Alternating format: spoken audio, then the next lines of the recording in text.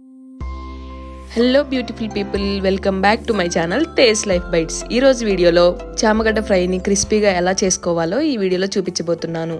రసంతో అయినా సాంబార్తో అయినా సైడ్ డిష్గా చాలా బాగుంటుంది.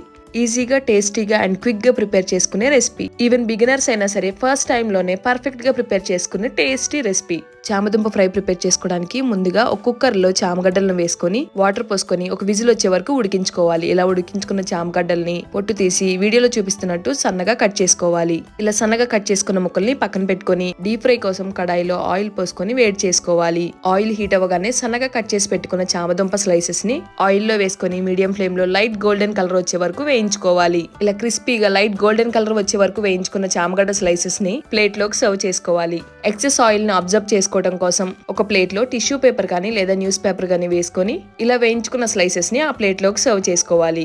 సేమ్ ఇదే ప్రాసెస్ లో అన్ని చామగడ్డ ముక్కల్ని వేయించుకోవాలి.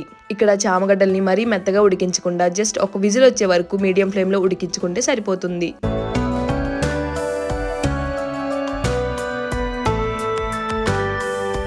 ఇలా అన్ని చామగడ్డ స్లైసెస్ ని వేయించుకున్న తర్వాత అదే కడాయిలో 2 to 3 టేబుల్ స్పూన్స్ వరకు ఆయిల్ వేసుకొని కొంచెం వేడి రాగానే ఎండుమిర్చి, శనగపప్పు, మినపగుండ్లు, జీలకర్ర, ఆవాలు వేసుకొని చిటపట్లాడే వరకు వేయించుకోవాలి.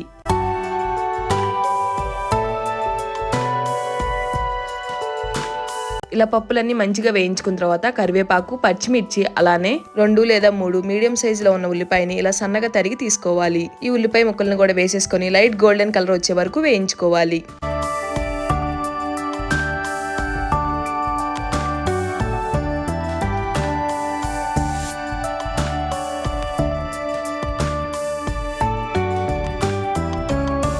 ఇలా లైట్ గోల్డెన్ కలర్ వచ్చే వరకు వేయించుకున్న ఉల్లిపాయలో 1 టీ స్పూన్ పసుపు వేసి ఒకసారి బాగా కలిపి ముందుగానే డీప్ ఫ్రై చేసి పెట్టుకున్న చామగడ్డ స్లైసెస్ ని యాడ్ చేసుకోవాలి. అలానే మంచి టేస్ట్ అండ్ ఫ్లేవర్ కోసం 1 టీ స్పూన్ వరకు అల్లం వెల్లుల్లి పేస్ట్ వేసుకొని పచ్చివాసన పోయే వరకు వేయించుకోవాలి.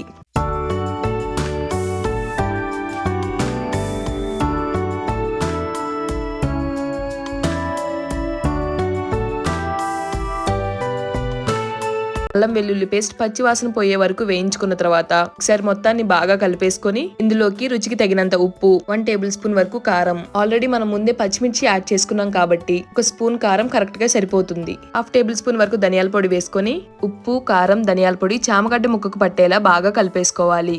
1 లేదా 2 నిమిషాల వరకు బాగా టాస్ చేసుకున్న తర్వాత స్టవ్ ఆపేసి ఫైనల్ గా ఇందులోకి సన్నగా తరిగి పెట్టుకున్న కొత్తిమీర వేసి బాగా కలిపేసి పక్కకు దించుకోండి. ఇలా ఎంతో టేస్టీగా, సింపుల్ గా, ఈజీగా అయిపోయే క్రిస్పీ చామగడ్డ ఫ్రై రెడీ అయిపోయింది. సో ఇలా డిఫరెంట్ గా ప్రిపేర్ చేసుకున్న ఫ్రై రెసిపీని రసంలోకైనా, సాంబార్లోకైనా లేదా కర్డ్ రైస్ లోకైనా సైడ్ డిష్ గా పర్ఫెక్ట్ గా ఉంటుంది. ఇలా ఈజీగా ప్రిపేర్ చేసుకున్న ఫ్రై రెసిపీని మీరు కూడా తప్పకుండా ట్రై చేసి ఎలా వచ్చిందో కామెంట్స్ లో షేర్ చేయండి. Thanks for watching taste life bytes.